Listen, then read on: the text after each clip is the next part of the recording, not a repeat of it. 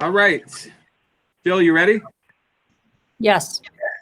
All right. I'm going to call the Tuesday, April 14th, 2020 regular board meeting to order, our first virtual board meeting.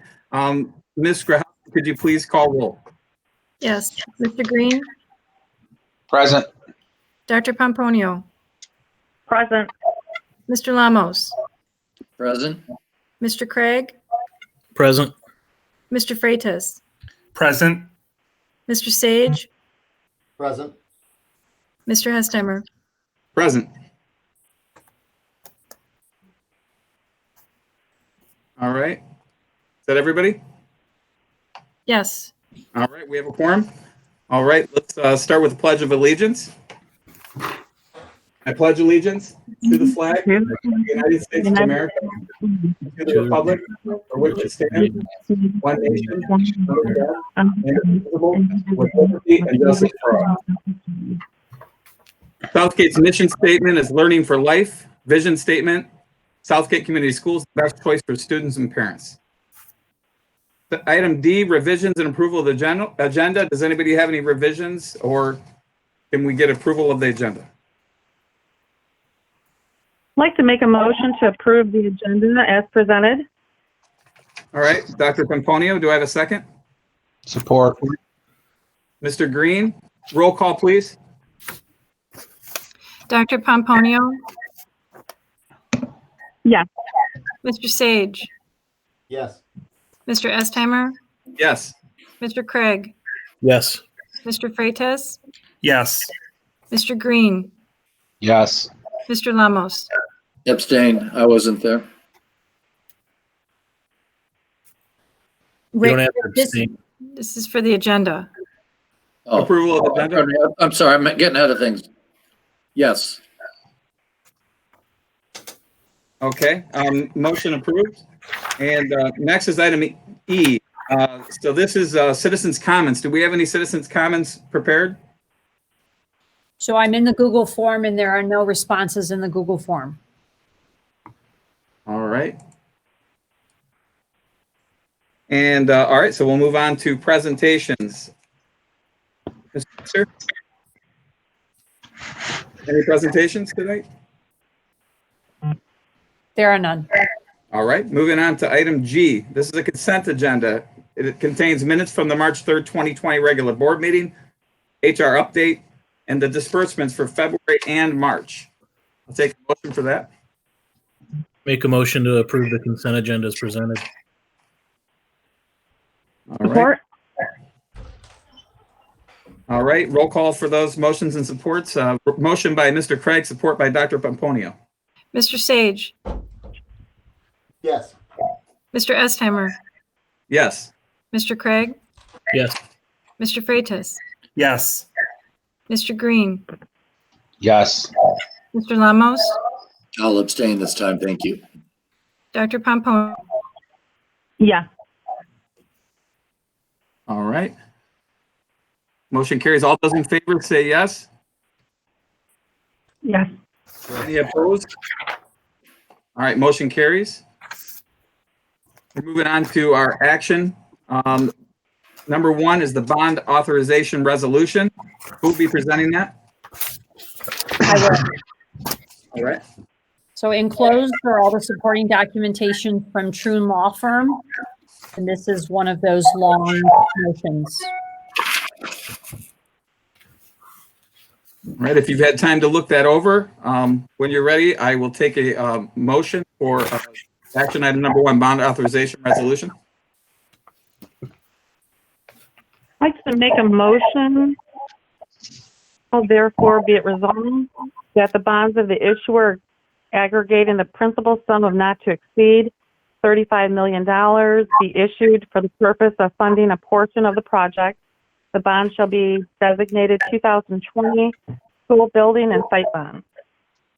I'm sorry, Darlene, you have to begin with the whereas, all that has to be read. Oh, I'm sorry. Okay.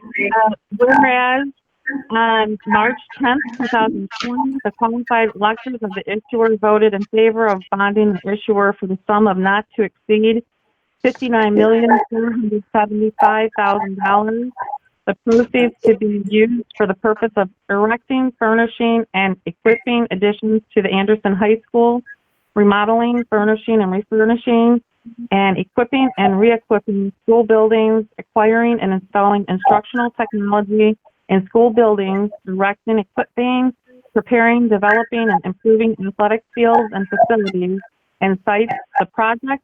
And number 2, it has been determined by the board of the issuer that there be issued at this time a first series of bonds in an aggregate principal amount not to exceed $35 million. The bonds. And number 3, the board has received a proposal from Stifel, Nicholas and Company, Incorporated, Okemos, Michigan, to act as underwriter for the bonds, the underwriter, or in the alternative, to act as private placement agent, the placement agent, to place the bonds with the sophisticated investor or commercial bank purchaser. And number 4, prior to the issuance of bonds, the issuer must either achieve qualified status or secure prior approval of the bonds from the Michigan Department of Treasury, the Department of Treasury, pursuant to Act 34, Public Acts of Michigan, 2001, as amended. Now therefore be it resolved that number 1, the bonds of the issuer aggregating the principal sum of not to exceed $35 million be issued for the purpose of funding a portion of the project. The bond shall be designated 2020 school building and site bonds. Thank you, Dr. Pomponio. Do we have a second to that motion? Support. Any further discussion? Who was the support? I'm just going to read that. So Dr. Pomponio obviously made the motion and Mr. Lamas made the support. No further discussion. I'll call the question. All those in favor say aye. I think you have to do a roll call. All right. And I don't have to do call the question at all. We just immediately go to roll call. I Yes, think in that's fine. this situation, yes. All right. All right, Ms. Grahowski, could you please call roll? Yes. Mr. Craig? Yes. Mr. Freitas? Yes. Mr. Green? Yes. Mr. Lamos? Yes. Dr. Pomponio? Yes. Mr. Sage?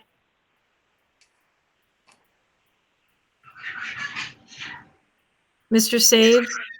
Yes. Mr. Estheimer? Yes. All right, motion carries. Next is the number 2 under action 8, the 2020 bond program, the architectural engineering design services. Pastor? Okay, enclosed with this action item is a recommendation letter from Plant Moran Cressa and the full TMP Architectural Incorporated proposal. Based on the proposed fee of $1,618,862 plus reimbursables, the project team recommends awarding the architectural engineering design services contract for the 2020 Southgate Community School District Bond Program to TMP Architectural Incorporated, pending final review of terms by District Legal Counsel. The budget established in the bond application for these services was 7% of the cost of construction, with $1,967,772. Based upon this recommended contract award to TMP Architectural Incorporated, there is a cost savings of approximately $350,000. Thank you. Any questions for staff? Hearing none, I'll accept a motion on this. I'm sorry, Tim, I was late on the trigger on that. I do have one question. Yes. It's in the second paragraph, it mentions plus reimbursables. Can we ask someone to define what those are? Just to make sure I understand what that is. So I'm going to let Rob Kukowski tell you what that might entail, as he is way more familiar with this type of contract than I am.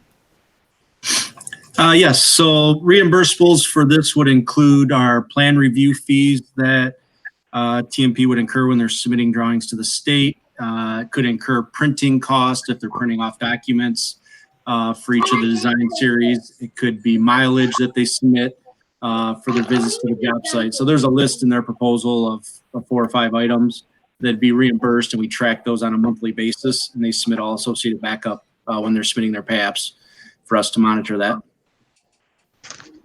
Thank you. Can I ask one more question through the chair? And how, do we have an estimate as to what they might be? Is it $84 billion or $10 or what? Do we have some idea what that looks like? For the reimbursables? Yes. We have a cap on them right now of not to exceed $58,000. So we would set that in their contract, and then they'd bill up to that point. If for some reason we do go over, they would have to present it to the district for us to review and approve that before anything would go over the $58,000 that we set aside. Okay, thank you very much. Thank you, Welcome. Mr. Chair. Any I other do questions have- for staff? Yes, I have a question. Okay, go ahead, Dr. Pomponio. Okay, thank you.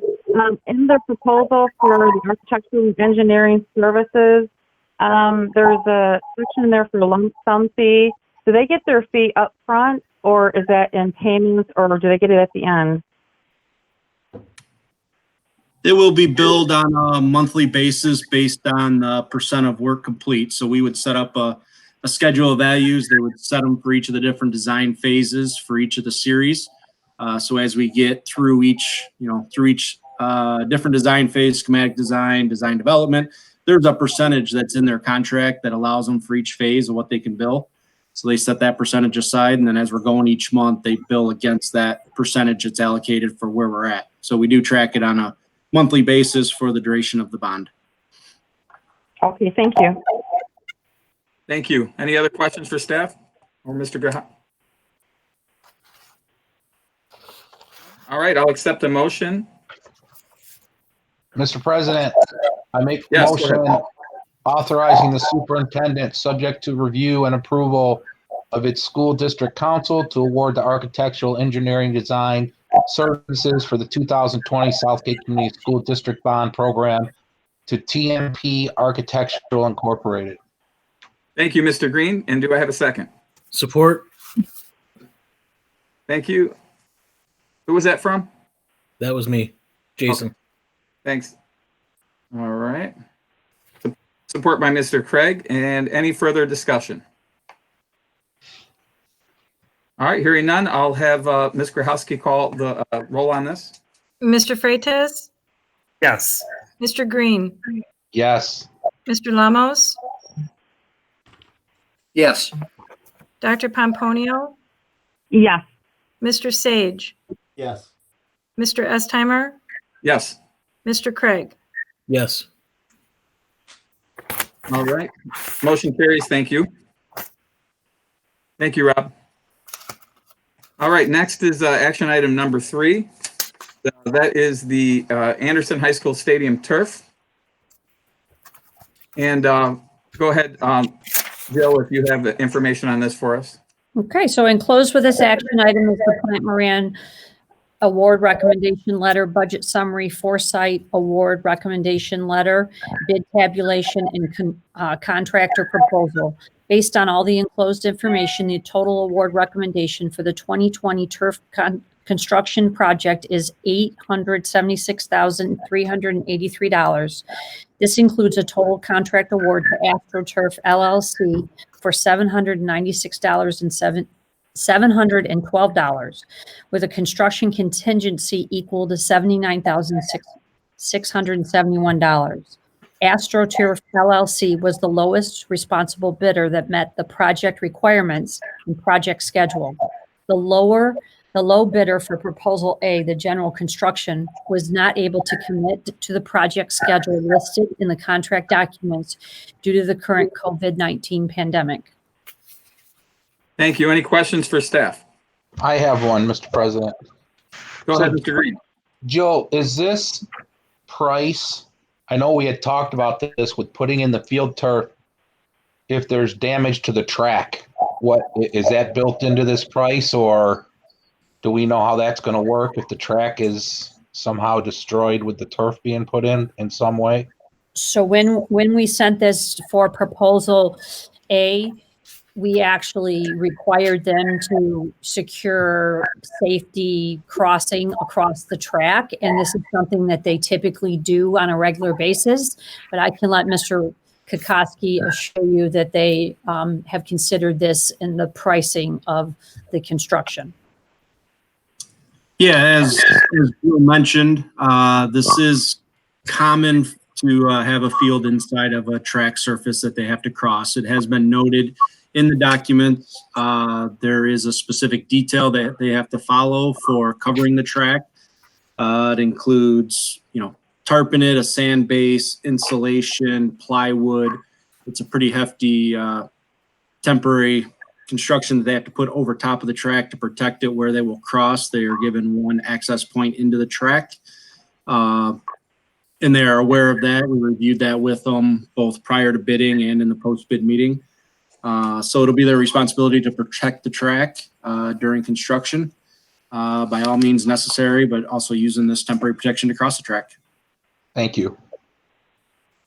I have a question. Yeah, go ahead, Dr. Pomponio. Okay, so with regard to the turf, is there any disclosure regarding safety as part of their turf materials? Because in my last fall conference, I met with a couple of the turf sellers, and they went over some of that with me, and I was wondering if there was any disclosures to ensure the safety for students, when they fall on the turf, if it's safe, and things like that. There's a disclosure. I will have to get some specific information from Foresight, but I know there is, I think, impact testing and stuff that has to be done with it, and it has to meet certain requirements, I think, with the thickness of it, the base, the materials that's infilled with it. So I know there are some requirements that they have to meet. I'm not sure exactly what those are or what they have to submit, but I can ask them to provide us with a copy of what would be required for that. Okay, I appreciate it. Thank you. Yeah, Mr. Kokoski, could you get that to Ms. Pastor, and then she can get that out to us? I Yep. have a question here. Yeah. Who's this? Sage. Oh, go ahead, Mr. Sage. So as far as this may be more for Rob, but with the drainage system underneath the turf, is there what is the warranty period on that? For just the drainage or for the turf material itself, the turf itself? Well, overall, is it different for each item? Yeah, I'm sure that, there'll be your standard 2-year warranty that would be included with the construction, and then the turf has a certain warranty. Again, I apologize, I don't have the specifics to that, but I can find out what the warranty is. I know the designer took into account all the drainage that's required. It's getting all new drainage that ties in underneath the entire track or under the entire turf surface. If there's different warranties between each of those different components, I can again have that spelled out to what those are exactly for each of those. Okay. And then my second question is with the timeline, would anything happen with the price if this was not able to be done in the time frame? Well, I mean, obviously we're in, a little bit of uncertain Right. territory where we're at right now. We had a lot of discussions on that with both contractors. As Jill had mentioned, we are not recommending the low contractor for the general construction package. He was having concerns with meeting the schedule. We went back and forth with him multiple times. He was still saying he could meet it, but there were concerns there. And if it extended, AstroTurf was very confident they could meet these deadlines. I mean, assuming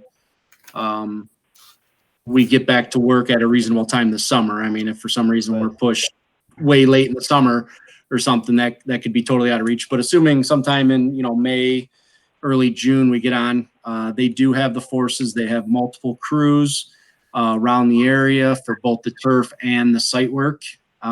So they were very confident that they could meet this schedule to get on this track. And our hope is, we were setting an early June construction.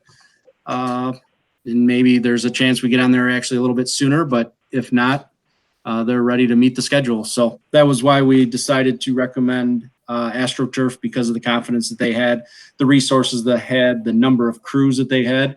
The low bidder was a very good contractor, from what I hear, for doing this type of work, but he specializes in this and only has a couple crews.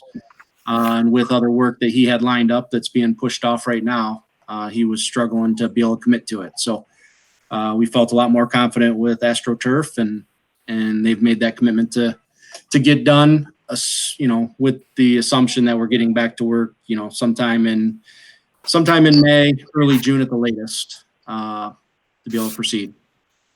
All right, thank you. All right, any other questions for either Ms. Pastor or Mr. Kokoski? I think about current circumstances, supply chain issues. I mean, obviously this organization has done this more than once. They're not exactly an unknown brand, but at the same time, given the uncertainties I guess, and maybe this is from Mrs. Pastor, we're not really going to have that much control over start time if the state decides to keep things low and lock down, if you would. So if what plans do we have for that? If that's the case, where we have to delay this through. So right now, we have to go with what the state and the governor is allowing, and she is not allowing any bond construction work right now, which is why the other company is going to be backed up. So we have to wait to see what the governor does with this, with essential work going forward. Okay. And we did ask AstroTurf about the materials. They were, their production plants are still in operation for making turf and getting the materials. So as far as that part of it, again, assuming this, we don't extend further, but as of right now, their turf, they're down south and they're able to make product right now. So getting the products at this point is not a concern for them. Okay. Thank you. Any other questions? All right. So we will entertain a motion for action item number 3 for the Anderson High School Stadium turf. Make a motion to approve the award of the 2020 Anderson High School Stadium Turf Project to AstroTurf LLC in an amount not to exceed $876,383. Thank you. Do we have a second? I'll Support. Who is there? Sean Sage first. Yes. All right. So we have Dr. Pomponio made the motion, second by Mr. Sage. Roll call, please. Mr. Green, Yes. Mr. Lamos, Yes. Dr. Pomponio, Yes. Mr. Sage, Yes. Mr. Estheimer, Yes. Mr. Craig, Yes.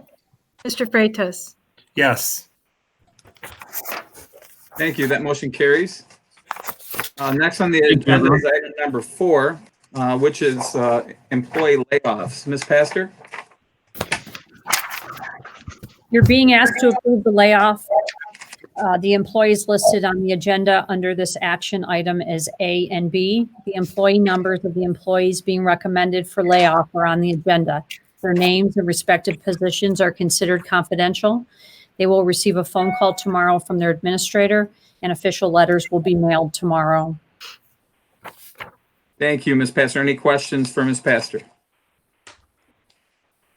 Okay, hearing none, we have to do these A and B, yes? Yes. Okay. Motion for number A, will somebody make that motion? Or motion A, I make a motion to approve the layoff of employee number 102100, be effective at the end of the 2019-20 school year. Do we have a second for that motion? Support. Thank you, Dr. Pomponio. Any discussion? All right, roll call vote on item A. Mr. Lamos, Yes. Dr. Pomponio, Yes. Mr. Sage, Yes. Mr. Estheimer, Yes. Mr. Craig, Yes. Mr. Freitas, Yes. Mr. Green. Yes. Thank you. Motion carries. Moving on to letter B. This is for number 102062. If somebody could make that motion. I make a motion to approve the layoff of employee number 102062 to be effective at the end of the 2019-20 school year. Thank you, Dr. Pomponio. Do we have a second? Support. Thank you, Mr. Craig. Any discussion? Hearing none, if we could have a roll call vote, please. Mr. Lamos, Yes. Dr. Pomponio, Yes. Mr. Sage, Yes. Mr. Estheimer, Yes. Mr. Craig, Yes. Mr. Freitas, Yes. Mr. Green. Yes. All right, motion carries. Moving on, action item number 5, the approval of audit service provider. Ms. Pastor, This is actually going to be Barb Wilson. thank you. So an invitation to bid was issued to 3 auditing firms on February 26, 2020. All 3 firms submitted proposals by the March 20th, 2020 deadline. The following methodology from the MSBO, Michigan School Business Officials, was used to evaluate the proposals. Proposals were ranked according to the technical factors first to select the best qualified proposals. Technical factors included general qualifications of the auditor, approaches to the audit work plan, evaluating the staffing level and experience of assigned staff for the type and complexity of the audit for the district. Cost of the work to be performed is important and is a significant factor in selection of the proposal for entering into a contract for services. Cost should not be given primary and dominant weight in selecting the auditor. Costs for the audit should be given consideration when all other evaluation criteria have been met and the proposals are equal in qualifications. Based on the requirements in the invitation to bid, we received 3 qualified proposals from Plant Moran, Yo and Yo CPAs and Business Consultants, and Raymond Robeson. These 3 proposals were reviewed and evaluated by the superintendent and me. I prepared a ranking based on technical factors for each firm. And all of that information is attached, the bid information and the evaluation criteria. I do not recommend the Raymond Robeson because they plan to use primarily inexperienced staff. Their proposal indicated in addition to 2 principals, 1 manager to oversee 3 staff members or staff accountants with only 1 to 5 years of experience. As a firm, they don't have as much K-12 audit experience, about 50% less than Yo and Yo. In addition, their hourly rates for services outside of the base contract are significantly higher. Based on the evaluation of the bids submitted for auditing services, I recommend the appointment of Yo and Yo CPAs and Business Consultants as the auditors for the district for the years ending June 30, 2020, 2021, and 2022, with the right to extend the 3-year contract an additional 2 years based on satisfactory performance of audit services. We have had quality service from Yo and Yo. They have provided excellent guidance on accounting requirements and practices.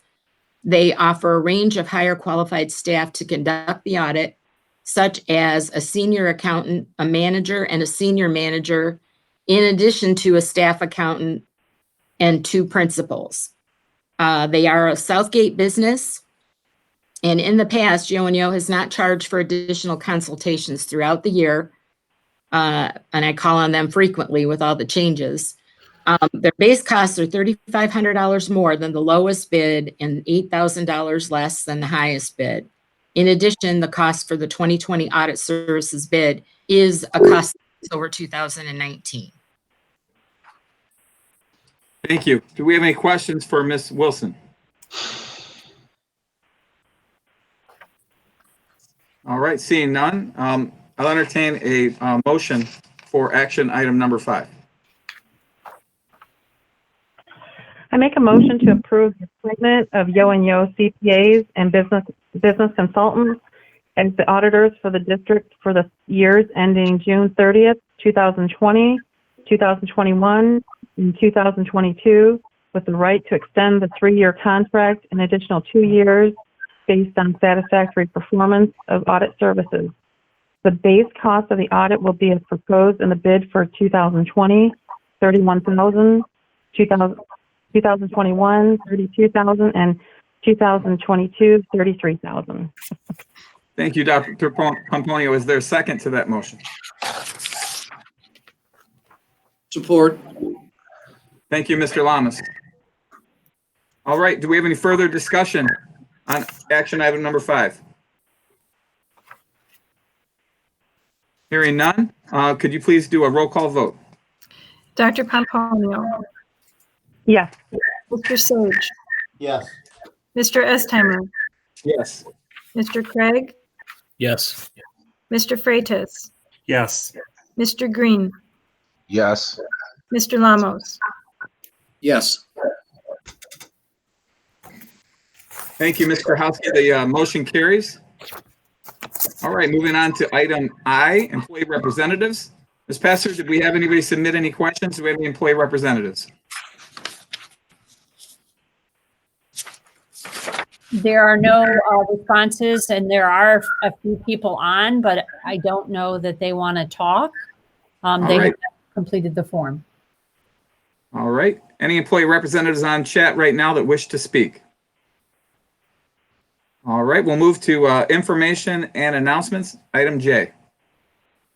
Yes, I have a couple. Thank you, Dr. Pomponio.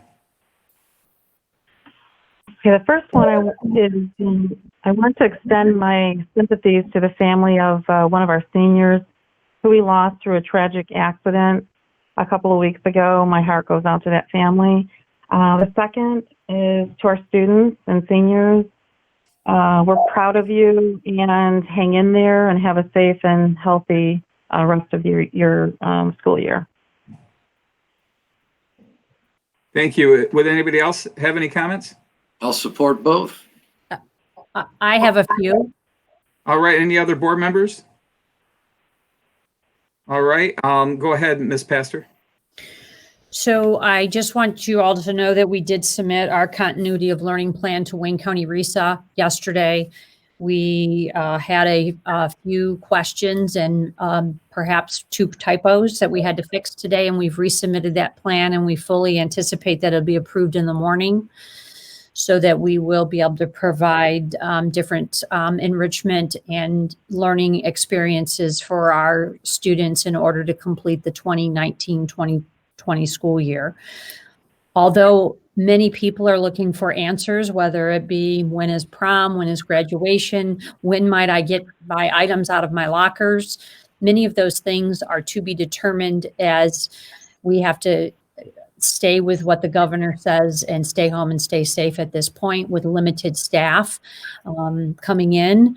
And I just want to send my thanks out to the dedicated people in food services and the volunteers that are helping out Mondays to package the meals, and on Tuesdays as we distribute meals. We again today gave out 13,300 meals, and we are anticipating continuing that.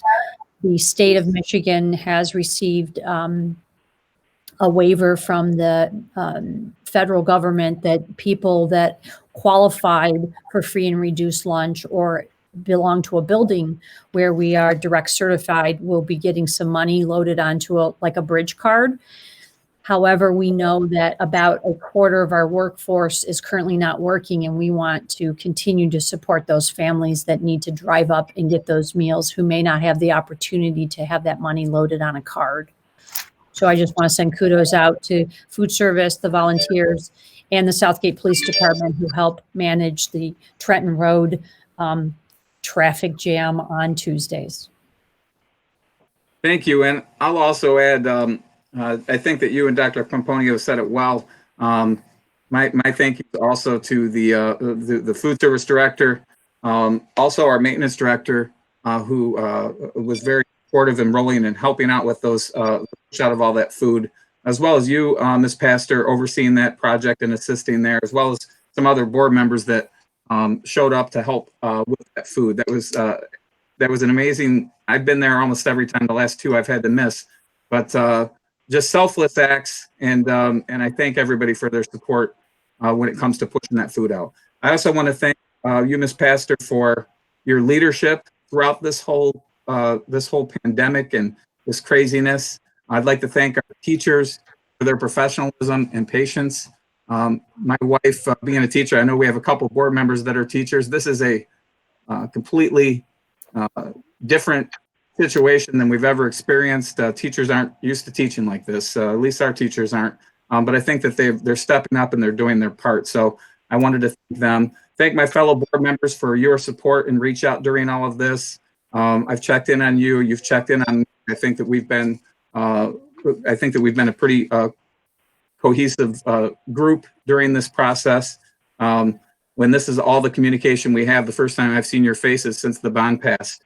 So it's other than at the passing out of those breakfasts and lunches for the kids. So thank you so much. Also, I wanted to say a belated happy Easter to everybody. It was awkward and it was different. But for those that celebrated Easter, it turned out to be a fairly nice experience for me. I'm normally the one that entertains everybody, so it was inexpensive and a manageable Easter for me at my house. But we made the best of it with our kids, and I just want to thank everybody and wish everybody that happy holiday. And moving forward, I just want to make sure that we are all on the same page. It sounds like with this plan that was sent to the MDE today that Ms. Pastor spoke about, it sounds like we have a plan going forward. And I would encourage you, if you have any questions about that, to please reach out to Ms. Pastor and get some information regarding that plan. It's a brand new process of a brand new plan. And again, I appreciate her hard work. Having said that, I'll accept a motion for adjournment. I'll make a motion to adjourn. Thank you, Mr. Craig. Who is that, Dr. Pomponio? All right. Yeah. All those in favor? All right, let's do a roll call for this, a roll call vote for adjournment. Mr. Sage, Yes. Mr. Freitas, Yes. Mr. Craig, Yes. Mr. Lamos, Yes. Dr. Pomponio, Yeah. Mr. Green, Yes. Mr. Estheimer.